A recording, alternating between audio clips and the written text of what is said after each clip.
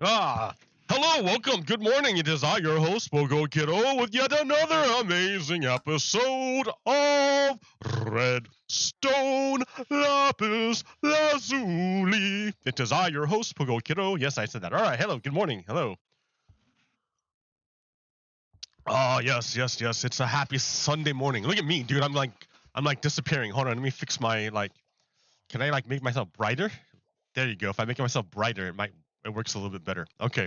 I'm like my green sweater is like disappearing into my green screen. So, yeah, hey, welcome. Um I have I have made some changes. I have made some changes. Um I found some bamboo. I went and got some bamboo like finally. It took me too long to go do it.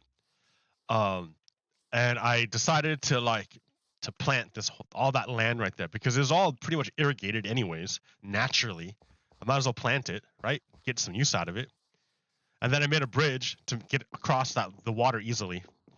And on this side, okay, we have the old cactus farm, but then this is a design by Navy Nexus bamboo farm. There's a bamboo and it's a sugarcane farm. You can't see inside very well, but it works really, it works. It's all natural. There's no bone meal involved. No zero tick trickery. Let me take off that. So no zero tick trickery. It's just all natural. Here.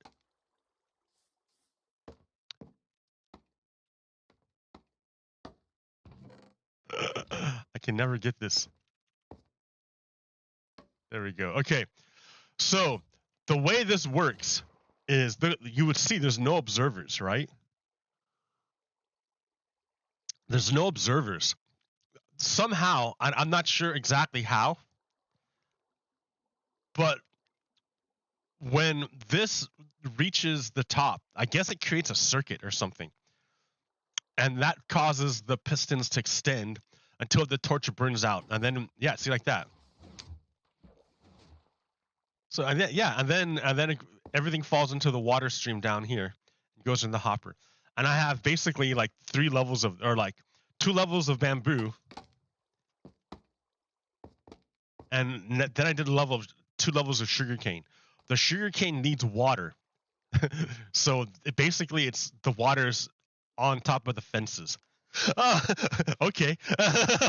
The water flows on top of the fence, but the sugarcane falls through the water all the way down. So it works out, and it's working pretty good. I think I want to make a lot more modules.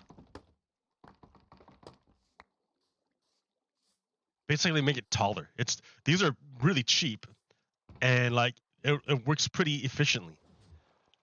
Like, yeah, I could go manually do it myself and probably harvest more, but I'd have to manually do it.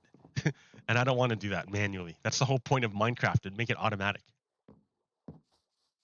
Okay, so there's that part.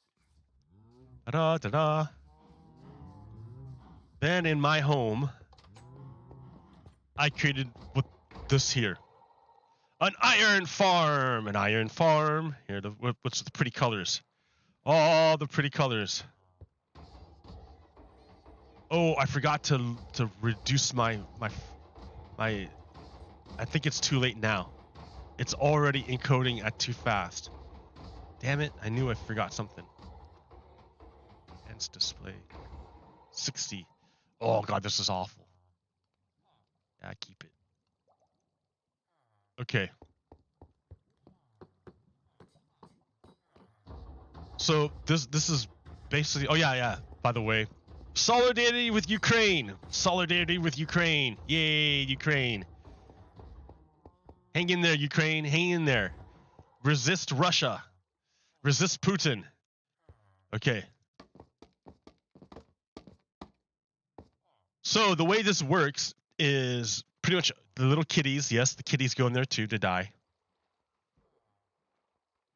Golems spawn up here, go in there, and get converted into gold ingots.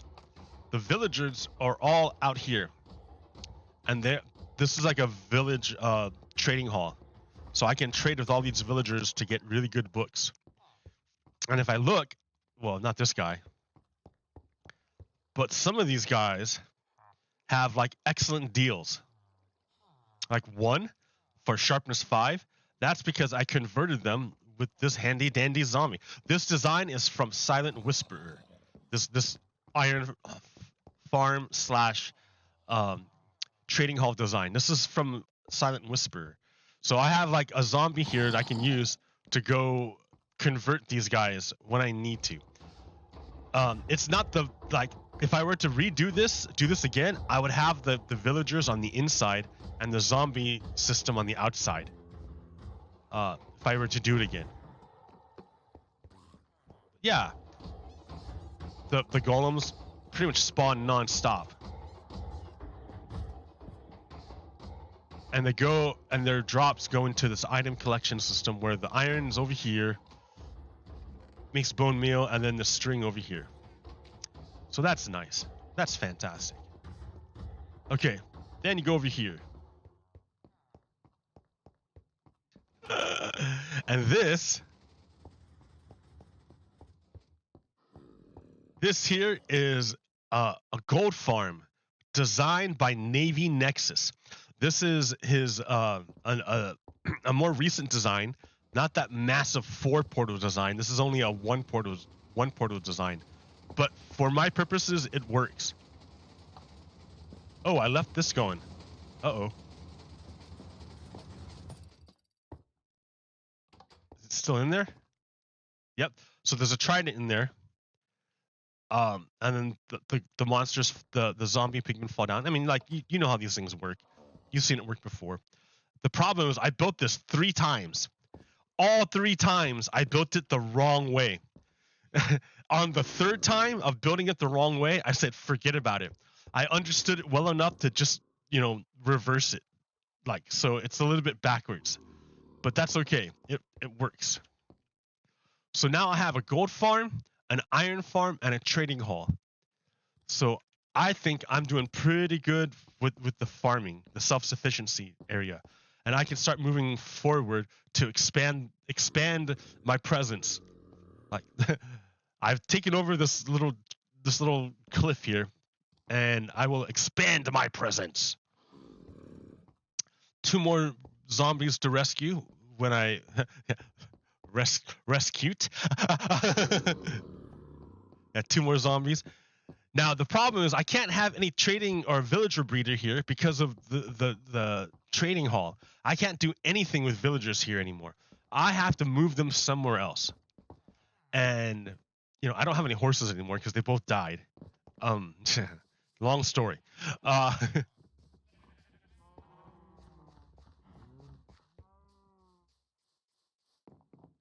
But there's this path this way that I want to develop more because it leads to a nice place.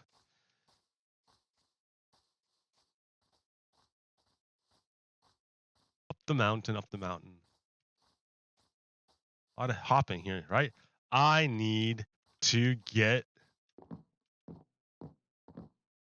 wolf up there. A wolf at the top. That's cool.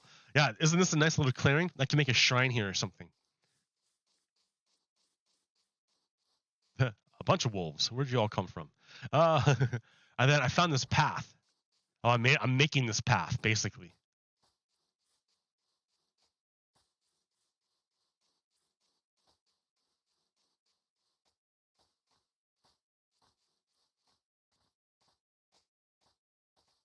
Yo, you can't hear me at all. There's settings.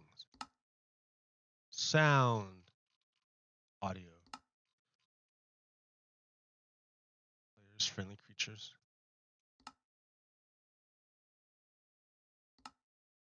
All right, whatever.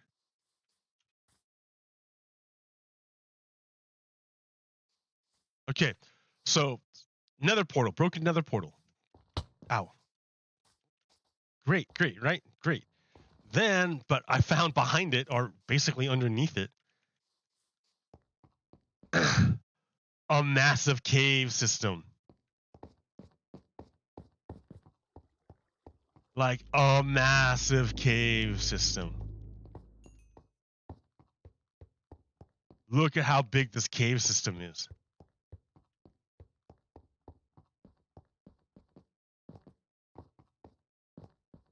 Ah!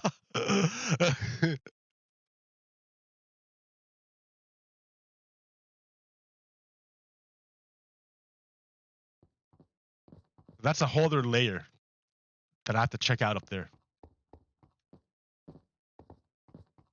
And if you go this way,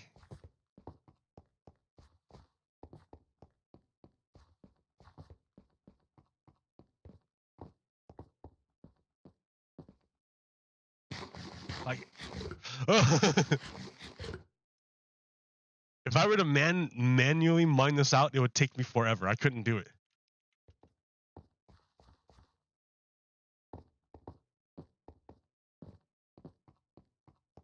Okay, I think. I'm trying to remember how to get there. This way. Right? How do you find your way in a cave? Do I have to go up? I don't remember. I don't think so.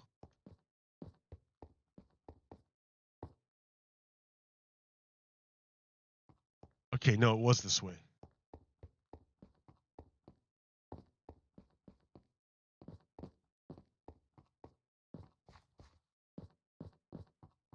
I think I do have to go up.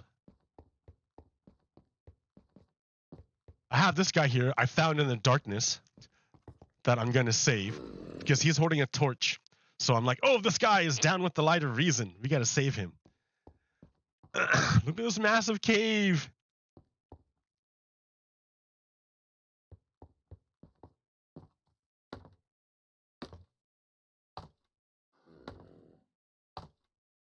Oh, that's where you go.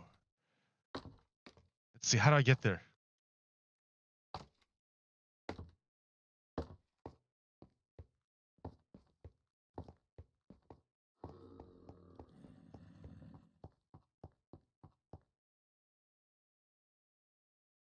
Okay, so I went from there all the way over here. I don't want to go that long way.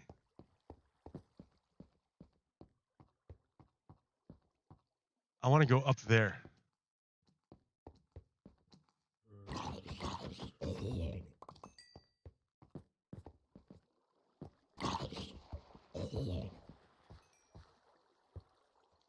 I don't have enough.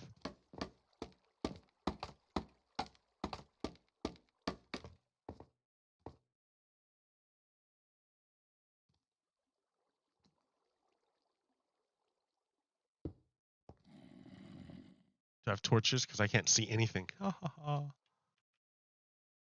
we go, torch. Pretty lights.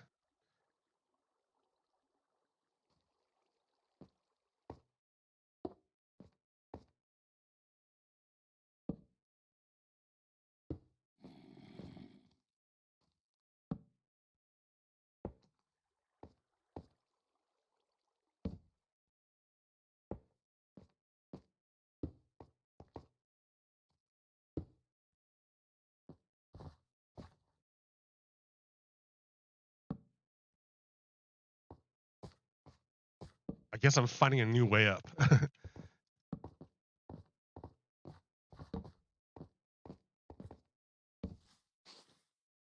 Yeah, because over here. Oh, that was a creeper behind me.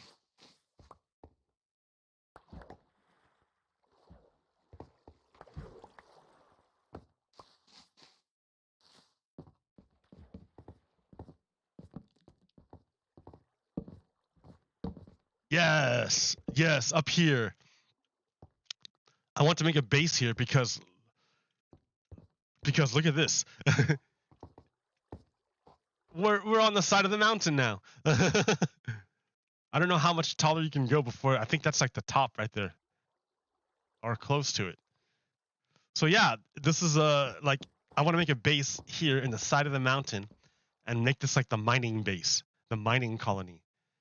Because I need stone, I need cobblestone. I can get all sorts of good stuff here. All the good stuff. It doesn't have to be a deep mine. I just need the Oh look, there's another guy I could save.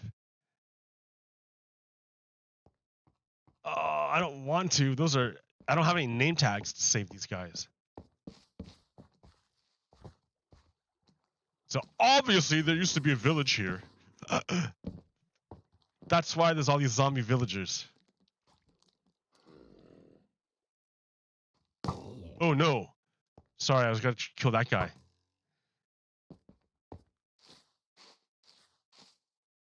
You pick anything up, guy? Are you like intelligent? He's like, no, I'm stuck on this moss carpet.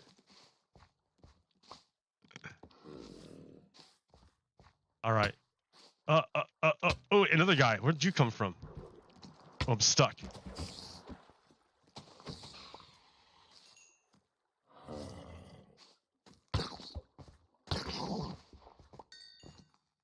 Yeah.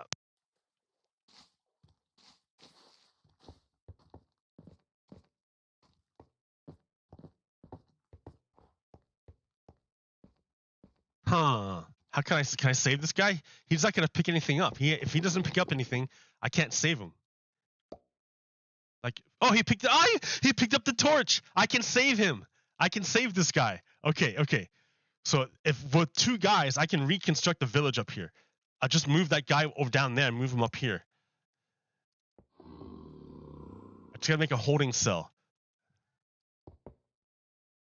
Oh, hey, I can use torches for that.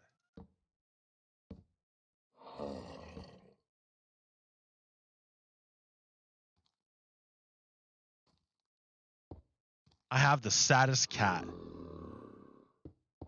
Oh, did I get him in there? I got him. I got you, homie. I got you. You can jump, but you can't get out. Oh, ha, ha, ha, ha. Okay.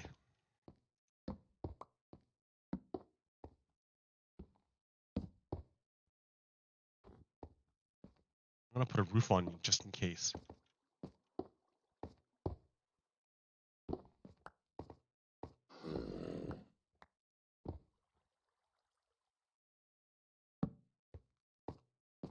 Okay, buddy, I'm gonna save you and your friend.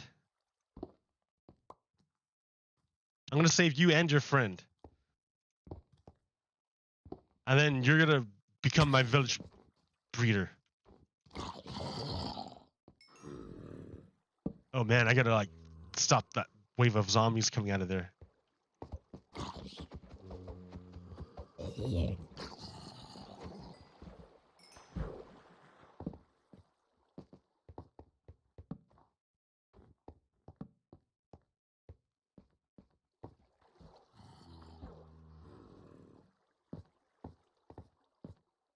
Okay, all right.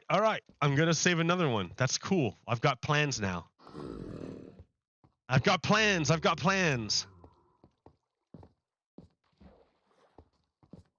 can make a whole other base here. Well, this is like the village breeding base. And from here I can send them out to wherever I need to on the island. Oh, ha. Let the sunshine in. So yeah, that's kind of neat. I like this. I dig this. But yeah, I found this giant cave. I found these zombies in the dark. And then I came up with this idea that, hey, why don't I just save all these guys and make a village here?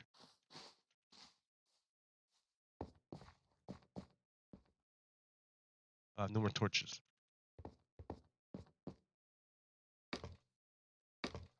Okay, so I think to get back is that way.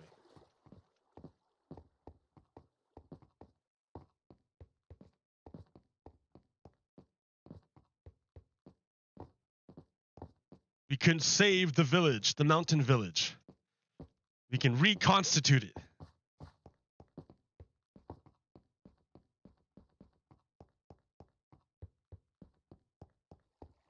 Massive cave.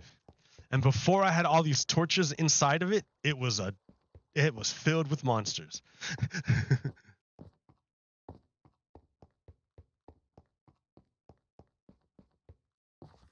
I'm trying to remember how to get out.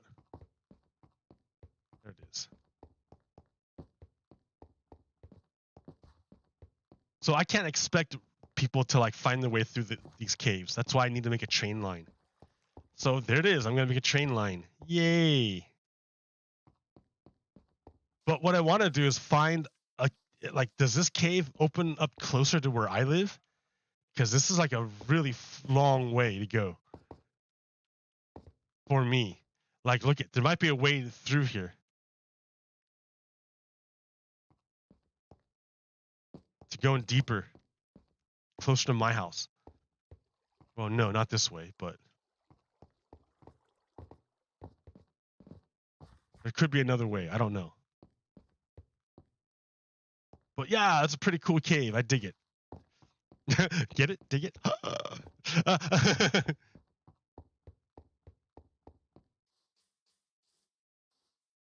Yep, in the mountain. So that's gonna be like my next adventure. That's what I'm gonna be working on. Is trying to establish a base on the other side of this mountain. Or inside the mountain. A mining colony.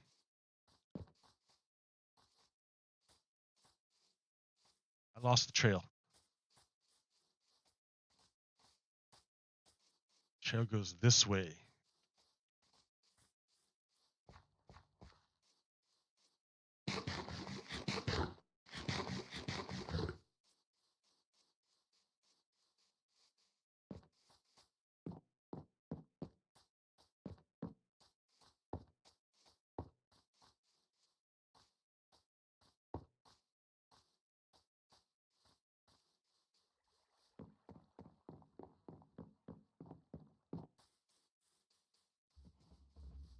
Alrighty then.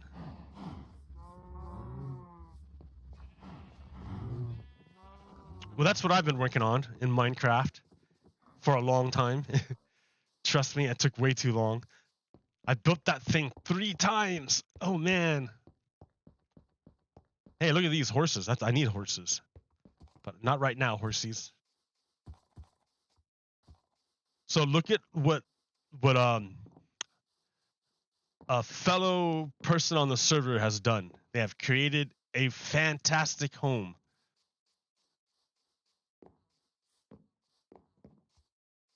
Oh, isn't this nice? Isn't that a nice little home? I think it's made out of concrete. Or is that powder? I don't know. It's got to be concrete because it rained. And so it turned all the concrete powder into concrete. Yeah, it's a nice little house.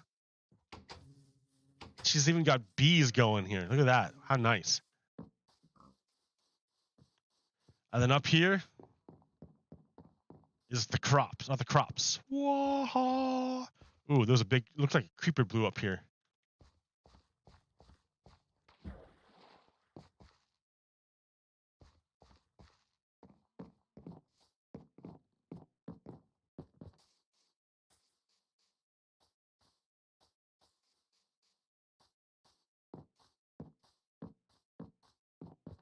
So there's my base.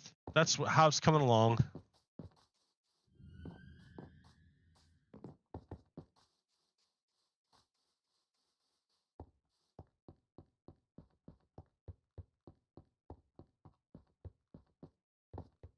Let's go hang out up here for a second. So I've got like 4 zombies I need to cure now. That's cool. That's cool, man. 4 zombies to cure. 4 potential new villagers.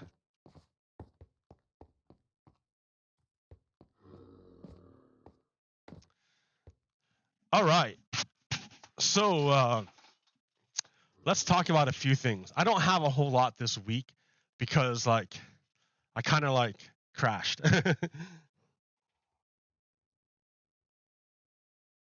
I only have a few things for you.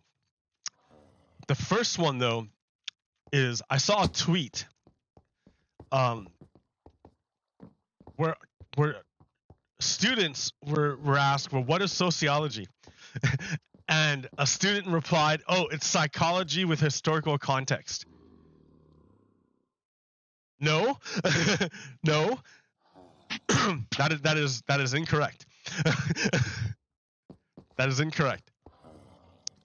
Psychology looks at the individual.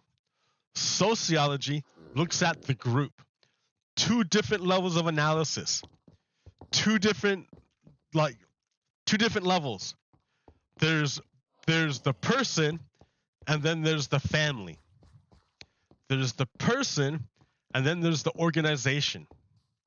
There's the person, and then there's the social group, your cohort, whatever. Like, there are two different levels of analysis. Your cell is not the same thing as your entire body. Two different levels of analysis. And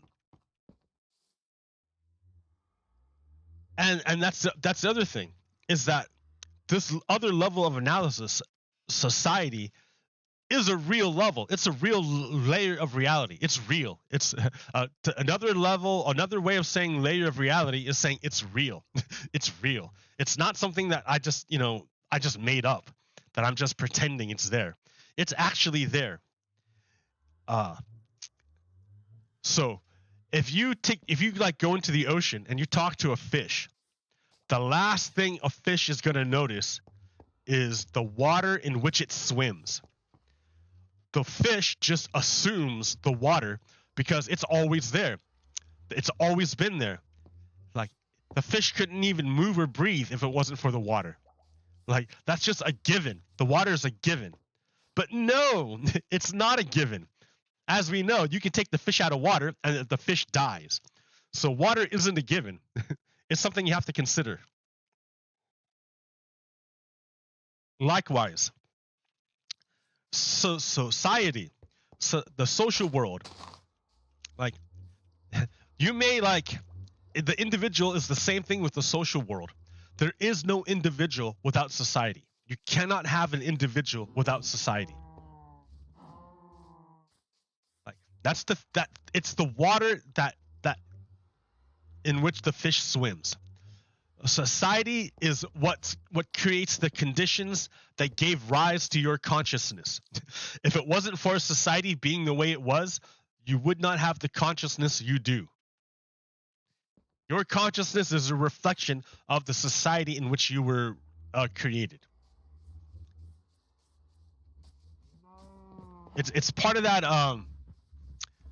It's part of the illusion of duality. Things look like opposite things look like they're separate because they're opposite. But by understanding that, the invisible relationship they share, you can see that they're actually the same thing, just different aspects of it. So, like, you cannot have the idea of hardness. You can't have that idea of what it means to be hard, of solid. You cannot have that unless you have the opposite idea of being soft, moss.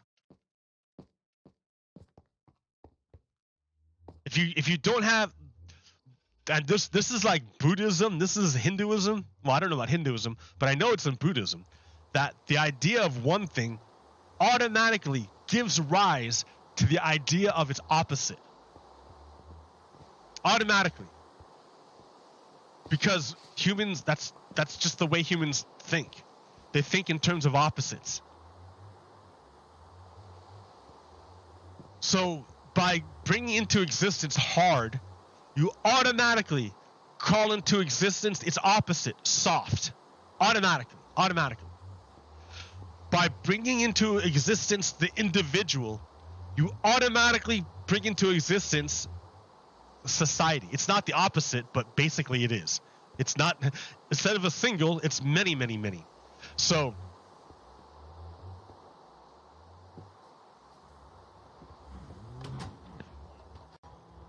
whereas psychology is the study of the individual, sociology is the study of the group. You cannot have one without the other.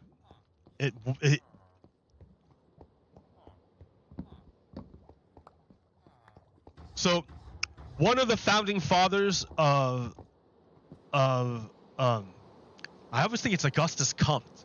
I wonder if that really is the first one. But another, I have to go back. It's been so long, but I have to go back and check. Comte or whatever. Comte. Okay. Anyways, there's this other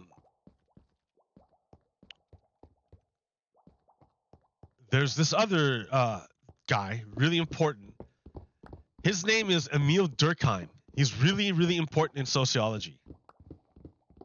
So he lived, I forget what dates, man. But basically, during the transition from feudalism to capitalism is when he was around for that time. So he got to see what the effects would happen to the people who went through that transition. At the same time, there was a religious movement to move from Catholicism to Protestantism for some people. So there was a big fight between those two religions. So Emile Durkheim is French, and he's sitting here watching like this go down, and he's mainly watching between the Protestant England and the Catholic French, and he notes the differences between like both groups. And these differences, he says, they can't really be explained by he doesn't even think about the individual. Like, he says there's got to be something because that is bigger than the individual that makes these groups different. Like all these people in the same way and all these people in the same way. Like, what is it that makes these people different? And what is it that makes them the same? So, but what Durkheim established was that there's a thing called society, and there are things called social facts. You know what facts are? Facts are facts. Facts are the way they are, right? Well, there's also social facts. Facts about society that just are. That's fact. You can't deny it. It's a fact. Hey, good morning, Chanti. Good morning. I'm doing my teaching part. So let's look at what Durkheim says. Oh, I gotta bring it up here. In Fran view, there we go. So in the Rules of the Sociological Method, 1895, Durkheim outlined a methodology for sociology. At the core of this is the notion that society is an independent level of reality and may be studied as such. That's important. Society is real. It's real. It's an independent level of reality. Just like each one of your cells in your body is a real thing, and you can study the individual cells, you can study the individual people in society. Yes, but you can also study society as a whole. Just like you can study the individual cells, you could also study the body as a whole. Same kind of concept here. Okay, the regularities that may be identified in society, for example, in social statistics, which Durkheim calls social facts, may thus be treated as things, objects, which is to say they have an objectivity that must be taken seriously on their own terms, rather than being reduced to the aggregate subjective intentions and actions of individuals, which is psychology.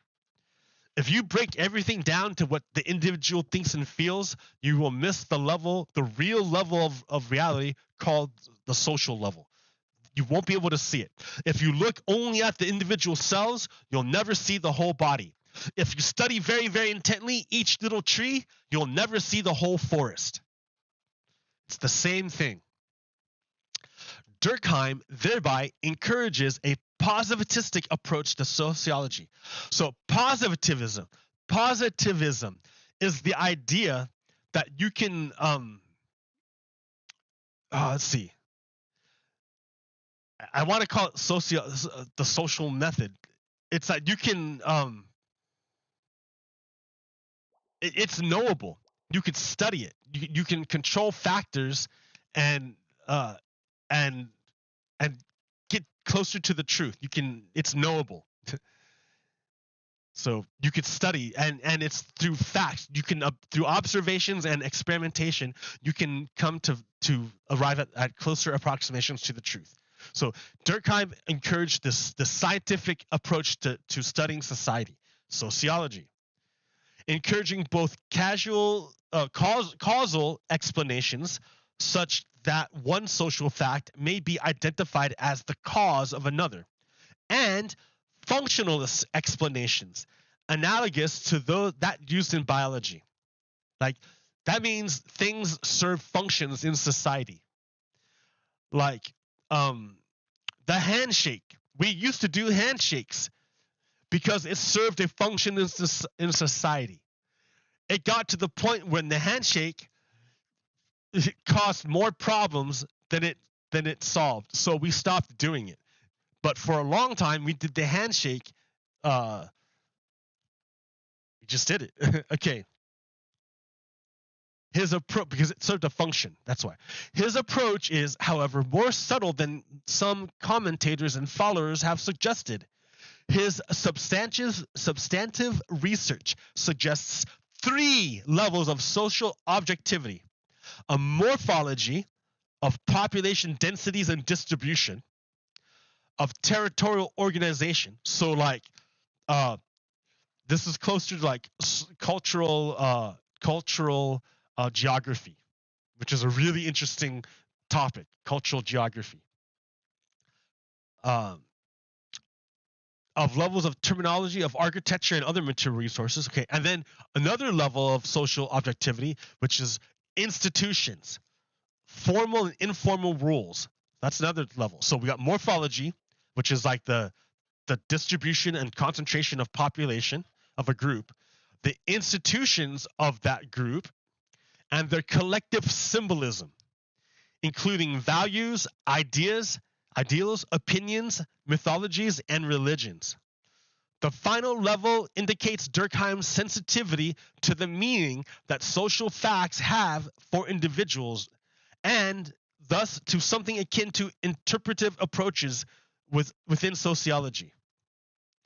So yeah, you can look at society as an object, but there's also a level of subjectivity to it, because we're dealing with humans after all, not merely objects, but creatures with free will. So they cannot be reduced to mere objects. But society shares, as a whole, shares many characteristics of objects. Like, you can study it as an object. You can note facts about this object that are real, and they must be taken into account. You can't just ignore it. Like, you can note, oh, I see a bullet flying at me, and just ignore it, and the bullet's gonna hit you and kill you. You know that.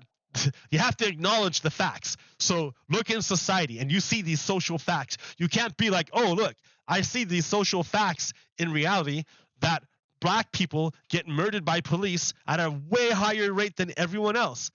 You can't just ignore it, because it's a fact. It's a fact. And that fact undermines everything else about your society. So what do you do with it? You address it. You look at it. You take care of it. You're not going to make it go away by ignoring it. You have to remember it's a real thing. It's a fact. It's a real thing. It doesn't change just because you don't like it.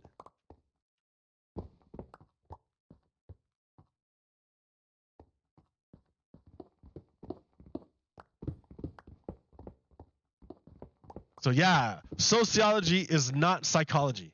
Psychology would be asking questions about, like, what can the individual do? What can the individual, like, or what, how's the individual, what's wrong with the individual? Whereas sociology is going to be like, it's way bigger than just the individual. The individual is in a much larger group, and there are factors beyond the control of the individual that are taking place. So if the individual doesn't take into account these other social factors, they might unduly place the blame upon themselves for the situation. They'll think, oh, it's a personal failing that I'm in this situation, rather than saying, oh, look, there's this giant system built around me that was here before I even got here. And that's why I'm having such a hard time. It's not because I'm personally failing. It's because there's this whole system built into place that was here before I even arrived that stacked it against me. But then now we have this whole other group that wants you to pretend that never happened. They're passing laws all over all the different states, telling teachers that it's forbidden to talk about these topics. Like, it's ridiculous. It's ridiculous. If you look at the social level, you couldn't understand it. I'm sorry, at the psychological level. If you looked at the psychological level, you would think, oh, look, isn't that weird how a whole bunch of individuals in all these different states all have the same idea. Isn't that weird? They all have the same thing. That's weird. They're each individually sick. No. Look at the social level. Those people are playing out the role dictated to them by their group, their racist group that wants them to reproduce racism. It's not because they themselves are racist. It's because of their group. They themselves are racist too, but there's a whole bunch of them, and you have to look at them as the whole is greater than the sum of the parts. It's not just a bunch of racist people. It's a system.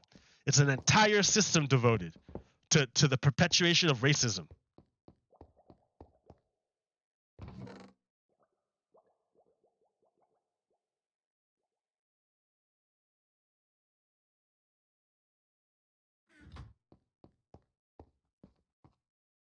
Go down the hole.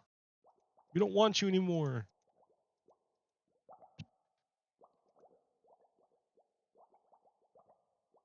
Well, that's right. I found a skeleton spawner somewhere too over there. The bones.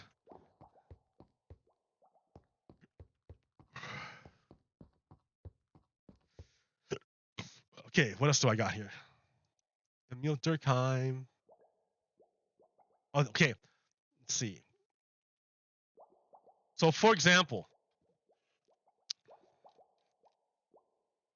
oh man, I forgot her name. Ruby, dude, how bad am I?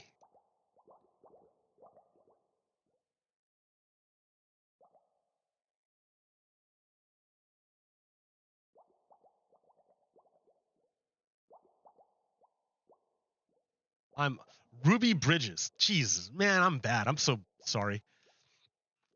Ruby Bridges is this little tiny girl here. She is going to school, in an integrated school, and all these white racists all around her are throwing hate at her because she's going to an integrated school. She was like the first black girl to go to integrated school. They had to bring the FBI to guard her.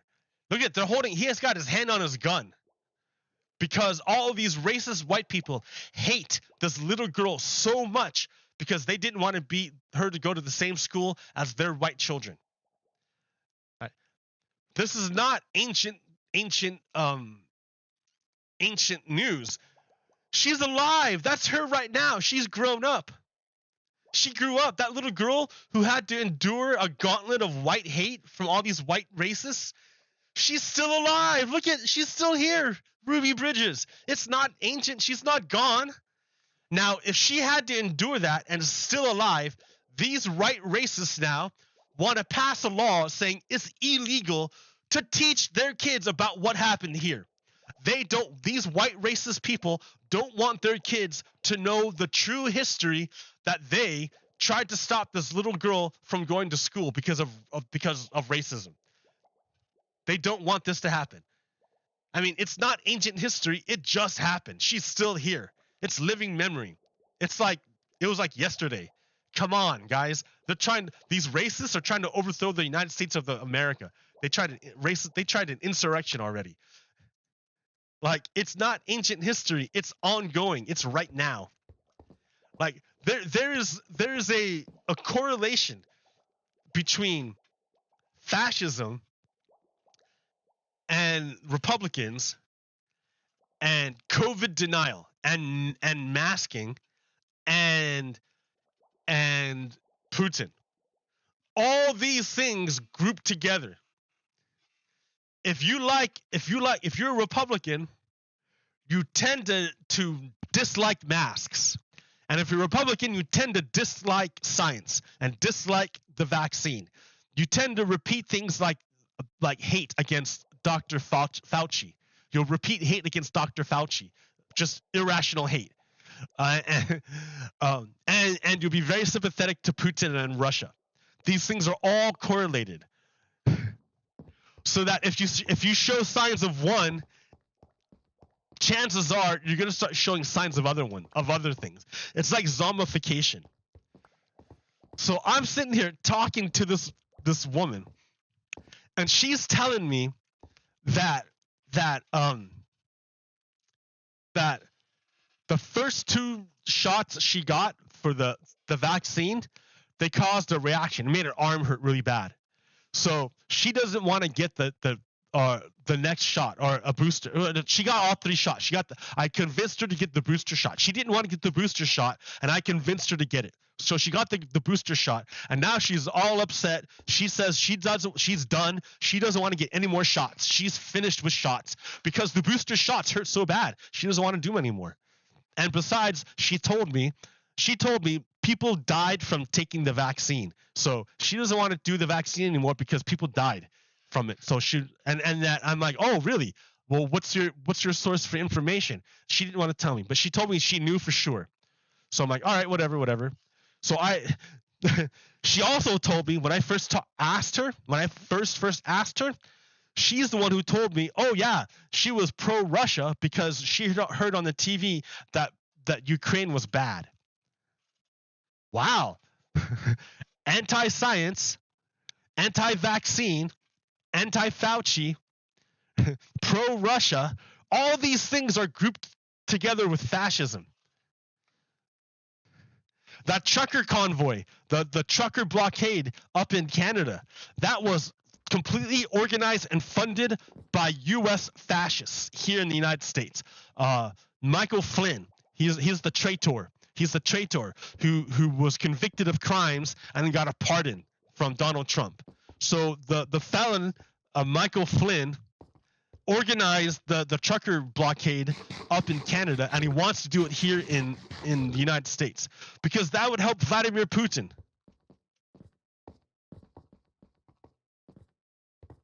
Oh man, it's all connected. So to hear this woman tell me these things like all this misinformation about the vaccine, I know that vaccine misinformation tends to correlate with fascism. So I'm sitting here saying, well, let me make sure that you got good information. So on her Facebook page, I gave her good information, like good stuff that was opposite of what she said. So then I was like, where are you getting your bad information from? Where's this bad information coming from?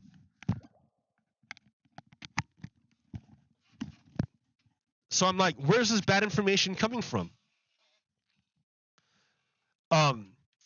So I posted good information, and then I asked her, where'd you get your bad information from? And then she blocked me. So remember what I told you about this? Like about this tendency for humans to go with whatever their first impression is, no matter what? I forgot what it's called. But if you give humans bad information, and then you come back later and say, no, never mind, that was wrong, here's the good information.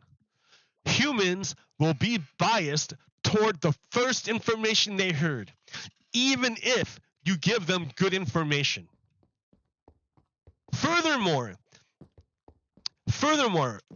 the Russian military developed techniques called active measures that would make it so that even if you're given good information, you will reject it in favor of the bad information. And I think that's what happened with this person. This person heard bad information from her friends who are all fascists. And I gave her good information that conflicted with the bad information that she got. So in order to maintain her comfort level, she blocked me to get rid of the information that conflicted with the information that was already in her head. It didn't matter if the information was bad that was in her head. That wasn't the point. The point was that it made her feel good. So now we're not talking. because I corrected her bad information. But I understand. I mean, I can see, right? If a bear is chasing you, like, and you're running, and you're like, oh wait, I'm tired. I don't want to run anymore. Okay, I understand. I get it. Yeah, you're tired. It might inconvenience you that the bear will eat you, but at least you won't be tired. I get it, right? It's the same thing with the vaccine. Oh, the virus is chasing me. Oh, but the shot hurts. Oh no. I don't want to do it anymore. I'd rather die. Okay. What do you want me to say? What do you want me to say, really? Okay, you're just tired, just want to die now? Okay. They say, no, the vaccine's no good. I read this bad information. Then I give them good information. Oh, your good information contradicts my bad information. I'm going to block you because I want to die. Then go ahead.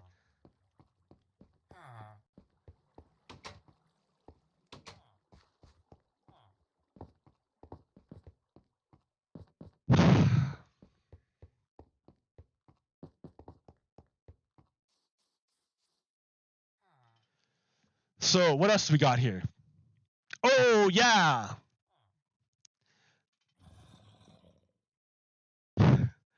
So there's this big crisis in the world right now with Russia threatening to cause all sorts of problems with Ukraine. And it makes it sound like Russia is this big, strong, powerful country. But let me put things into perspective real quick. The Russian GDP, for the whole country, their economic activity is $1.7 trillion. The economic activity for Texas is $2 trillion. That means Russia's GDP, Russia's economy, is smaller than the economy of the state of Texas. Just Texas.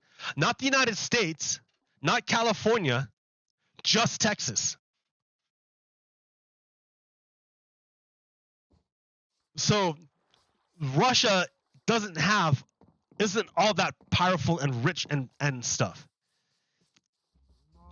The oligarchs just have an outsized control over the country because they have all this concentrated wealth. So what we need to do is just throw on sanctions, seize their wealth. They can't do it unless people in the West help them. The Russian oligarchs can't maintain their control over Russia unless people in the West help them.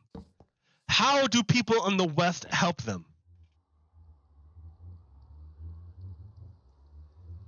So you got your Russian oligarchs, but they can't access the markets of the West directly because they're Russian oligarchs. So they have, and their money is dirty because they're mobsters. They're mobsters. It's all blood money. They got it from hurting people, stealing people, or killing people. That's how they got their money. You either stole it, you hurt people, or you kill people for it. So it's blood money. They have to clean it in order to use it. How do they clean it? They use accountants, consultants, lawyers, shell companies, and bankers to do all sorts of things to gain anonymity, to clean their money, to wash it out. And then they use these assets in order to invest in the West. So they take their money and they buy luxury goods, arts and auctions, real estate, hedge funds, private equity. So they get to enjoy this stuff, but they don't. But it's hard to trace it back to them owning it.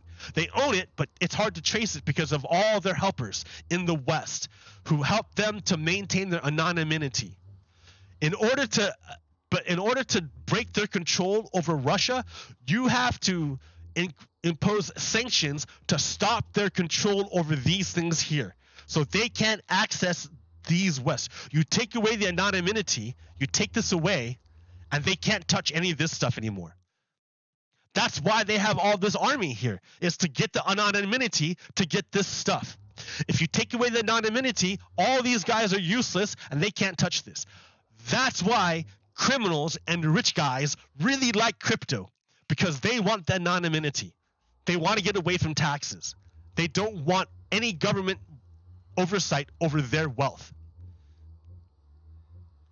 They want to be kings. Rich guys want to be kings above the power of government. They want to be despots. That's the whole point. That's why there's crypto. That's the point of crypto, is to try to escape the oversight of government and be able to do this without government watching you.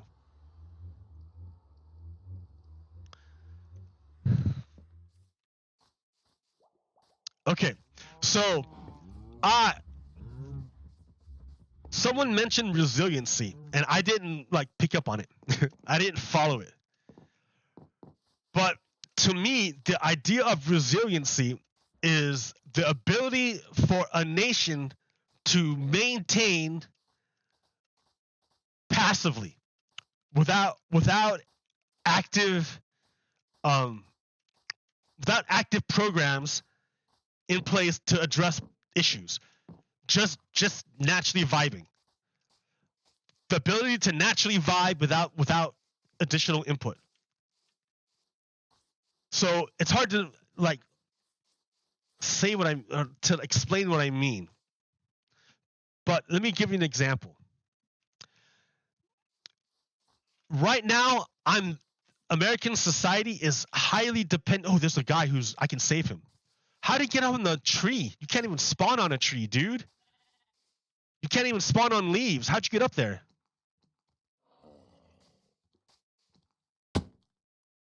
Oh, that's how. Okay. Ow. Oh, come on, buddy.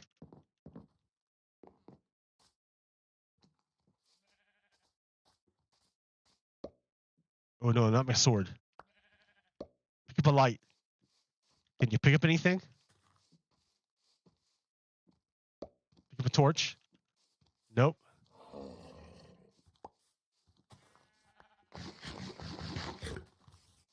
Dude, if you don't pick something up, you're gonna burn. Oh, there's two of you. But no one picks up anything. And they're gonna die now.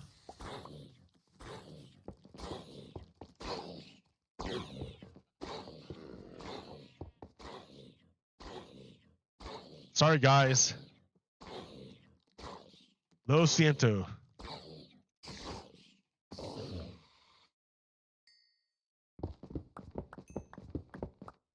Resiliency.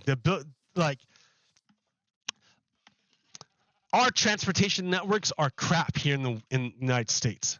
It's just crap. It's terrible. It's terrible. Look what they've done in China. So I don't know how accurate this is, because I was in China and I rode a rail line. So here, let's see. This is Hong Kong. Here's Shanghai.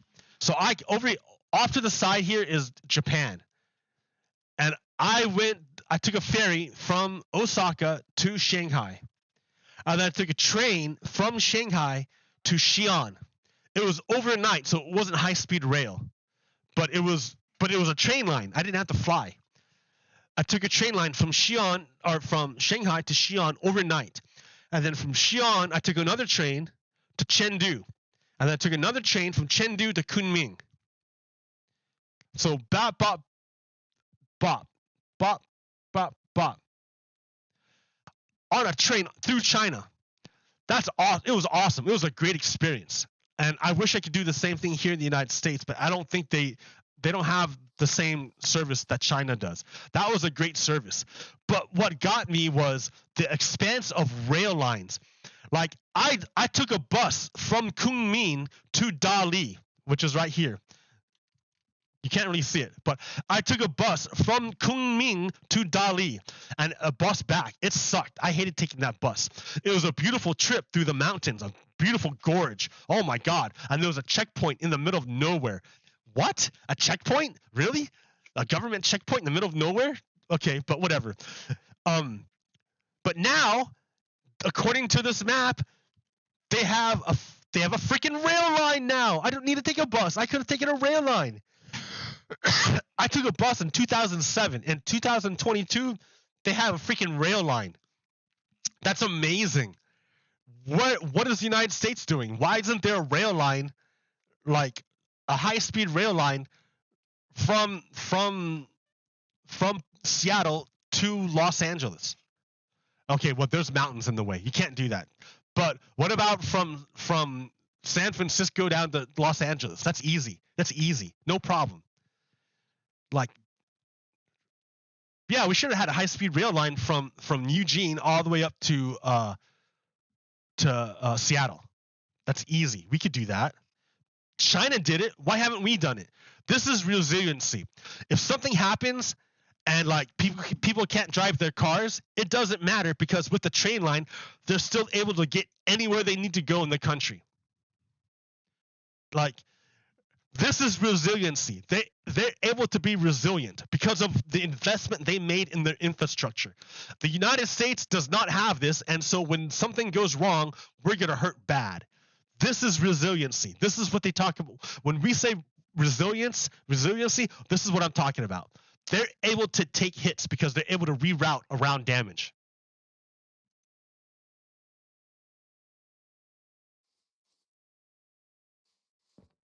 The United States needs to up its infrastructure game big time. Way more than that tiny little Republican bill that was passed. That little tiny bill was a little tiny part supposed to be paired with the Build Back Better bill, which was the meat of it. But Biden was a backstabber. Not Biden, I'm sorry. Manchin was a backstabber. He betrayed the union. He betrayed his heritage. He betrayed his state. Wow, dude, Manchin was the reincarnation of Robert E. Lee.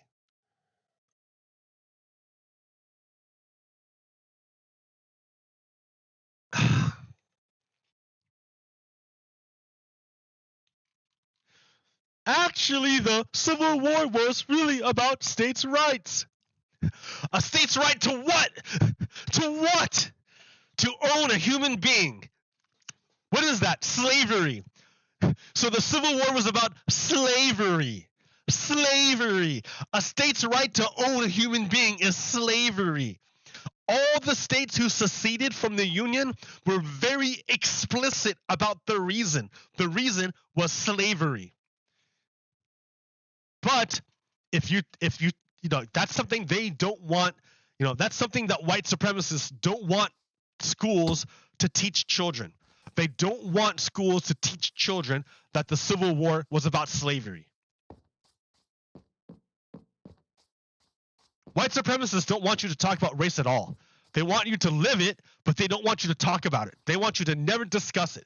Just live it. Just accept it. Don't talk about it. Just accept it.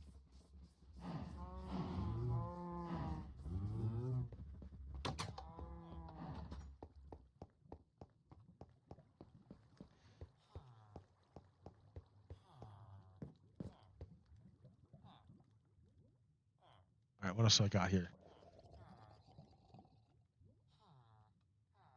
Okay, here. An example of white supremacy. Have you guys seen this? Okay, trigger warning. Trigger warning. This could be some violence here. You guys have seen this fight. Maybe you haven't. This is recent. So observe. Two people. These guys right here. This is a black kid and a white kid. I think they're in like 6th, 8th grade. It's at a mall. All right. Look at the finger in his face. That's pretty aggressive. If someone puts a finger in my face, I'm gonna be real upset. If someone does this to you, you're gonna be upset. If someone's pointing like this, that's aggressive. That's aggression. That's aggression. That's aggression. So that's him reestablishing space, not having something pushed in your eyeball in your face. Okay. Hands. That's the first sign. That's the first attack, right? White kid pushes the black kid hard, so he loses his balance. He's off balance. He falls over. All right. That's the start. That's the start right there. That's the first attack. So now they go at it. Now they're going at it. Oh shit! Now they're going at it. The white kid on top of the black kid. White kid on top of the black kid. White kid on top of the black kid.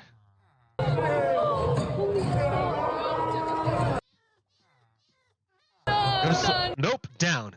White kid on top of the black kid. White kid on top of the black kid. Cops show up. Cops show up.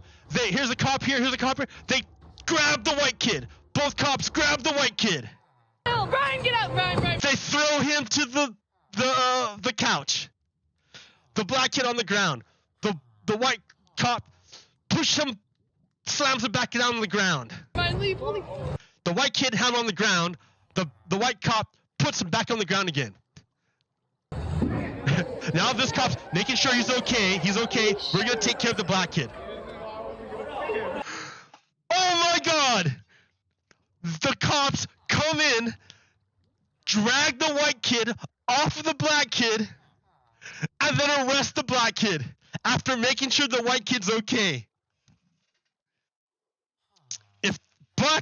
If you were in school, you would not be able to talk about this because this is systemic racism. Is the white cop racist? Are these cops racist? Maybe. If you were only talking about psychology, you would say, you would look at each individual cop to see if they're racist. But if you look at sociology, you look at the bigger picture and see, no, it's not about the individual racism of each cop. It's a system. It's systemic. Those cops automatically went to go for the black kid. Automatically, even though the aggressor was clearly the white kid. Even though they had to drag the white kid off the black kid. They still went to arrest the black kid because it's systemic. That's just the way the system operates. That's the way the system operates. It's racism is baked in. Oh, but you can't talk about racism in those Republican-controlled states because it embarrasses them. Those white little children might get their feelings hurt if they found out what their parents did to a black little girl trying to go to school. Dude, it's systemic. But if you're a fascist, you don't want to look at that. So remember, people who agree with this also tend to be anti-mask, also tend to be anti-vaccine, also tend to be pro-Putin. And anti-trans, like all sorts of, it's correlated with all sorts of bad things.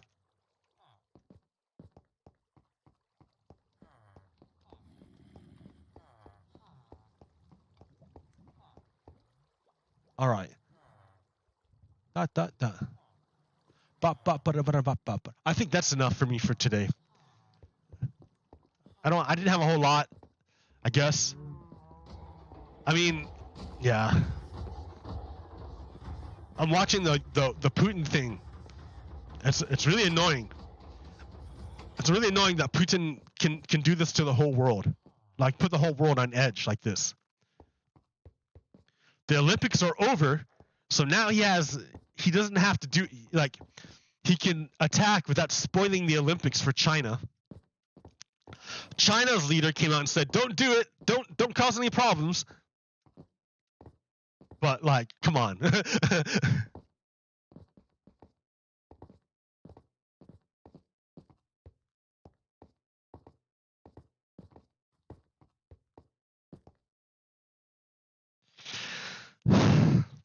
So that's where we're at right now.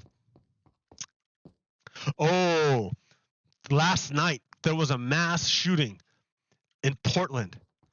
People were gathering to have a protest in support of Amir Locke, who was murdered by the police a little while ago. and I guess a white supremacist showed up and killed and shot like 6 people, and I think one person died in Portland. So yeah, white supremacy is correlated with anti-mask. White supremacy is correlated with pro-gun. White supremacy is correlated with anti-science. And I do not get along with white supremacists, so.